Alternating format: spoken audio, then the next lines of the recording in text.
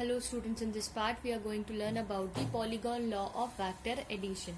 In this law we are going to discuss, that is, if we have the number of vectors represented both in magnitude and direction, then by the side of the polygon is taken in the same order, then the resulting vector is represented both in magnitude and direction by the closing side of the polygon taken in the opposite order.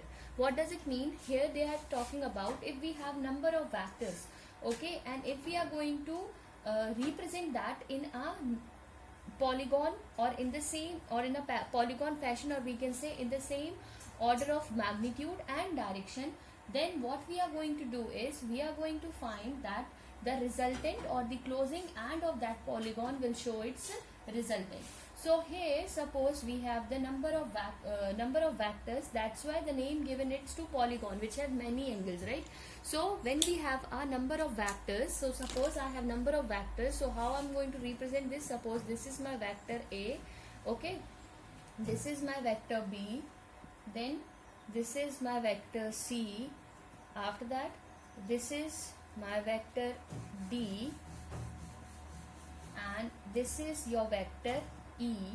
Then what it says, we have to take this resultant will in the opposite order of your or the closing end of your given polygon. So when we are going to take this, we are going to find that this will be the resultant of your given vector. So this will be the resultant of your given polygon. So if you are going to draw from its starting point, you can find that number of triangles even you can find out in this. So we can say that is the AF vector is equals to AE vector plus of EF vector. What does it mean? That means the resultant will be equals to A vector plus B vector plus C vector, D vector plus E vector. So this is the law of the polygon. So I hope this is clear to you, and this is the what we call the law of polygon of vector addition. So here are the properties of your vector addition. So the first property says that the vector addition is commutative. What does it mean? It means that is, if we have the two vectors which we are going to represent as side by side by a parallelogram law of vectors. So if we will say A vector, this we will say B vector, then we can say that is A plus B vector is equals to B plus A vector. This we can represent this way, okay. I just doing it roughly, so that's why I'm making this way.